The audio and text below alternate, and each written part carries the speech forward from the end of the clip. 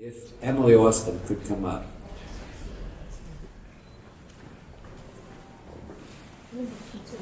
Emily Austin is someone many of you would know from TV.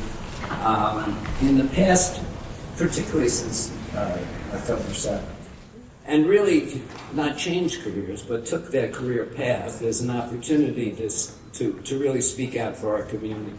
Emily Austin is one of them. Considered an influencer, I suppose is the term for it, with millions of followers, and being called upon every place to go to conferences, and even by the Prime Minister, bring her over to Israel. So we're thrilled, and our youngest ever, Really? I think you're 24, something like that, ridiculous.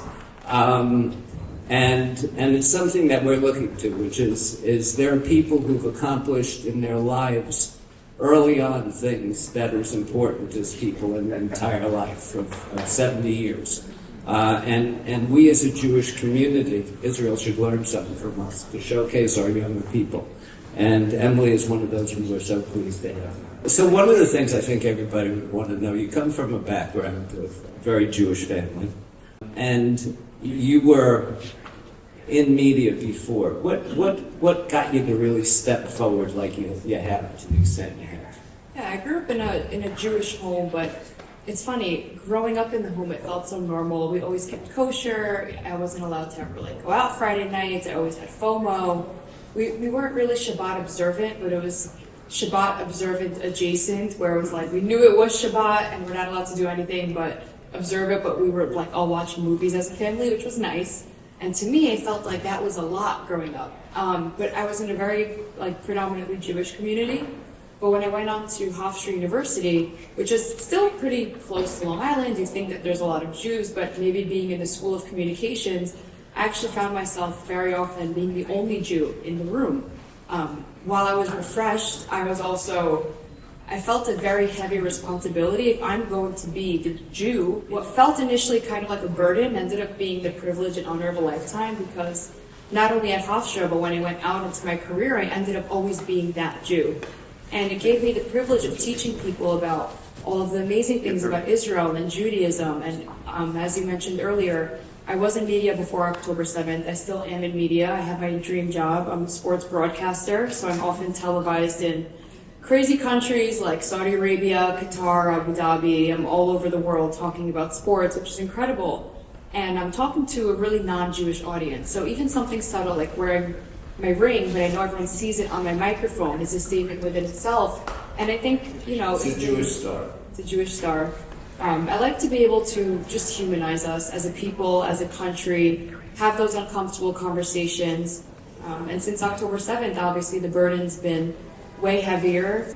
The need and desire to do it is obviously stronger, and I'm very honored to keep on doing it. So as long as you mentioned your sportscaster, I can't help it today asking the question. Without Nemo, Alonso, and Diaz, do we even have any chance at all? No, but I heard Giannis Antetokounmpo might be coming to the Knicks. I think he's coming to the Nets. Either way, a win for New York, so I'm very excited about that. So that's a little tidbit of another side that you asked. What's been the experience like over the last couple of years for you, as you've been called in by people to speak out at conferences and by the Prime Minister and others? Well, it was a huge honor. I mean, the Prime Minister asked me to be his spokeswoman for the White House recommendation, and while I really am so deeply honored and touched, my job is to protect the Jewish people in America. And if I can keep doing so as an American citizen and an Israeli citizen, but really infiltrating everything New York, DC, America-based, I feel like my weight carries more here, if that makes any sense. Well, obviously I'm still very flattered he wanted me. But yeah, I mean, what was your question? That was really the question in terms of, and what do you think people's expectations are of you at this point as you walk in a room? Yeah, I mean, when I walk into a room, my dad told me a quote, and for those of you who go to synagogue, you probably see it. No, it's not synagogue here. Behind me for a Torah.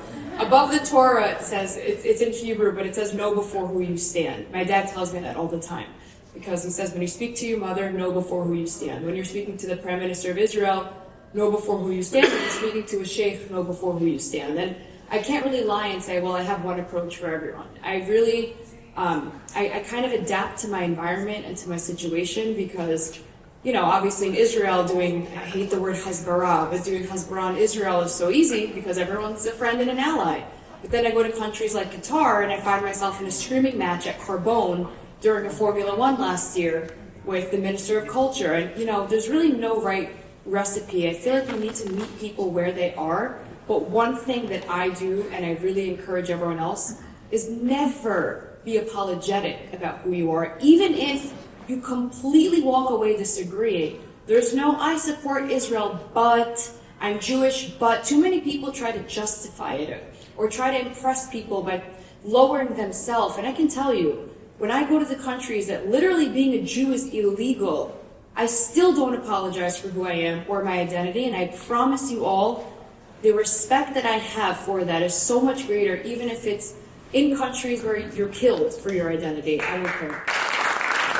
We're honored to have you now as a part of the Hall of Fame. It's a great group. And don't imagine that we won't be calling on you from time to time. Please do. I'm so honored. Thank you.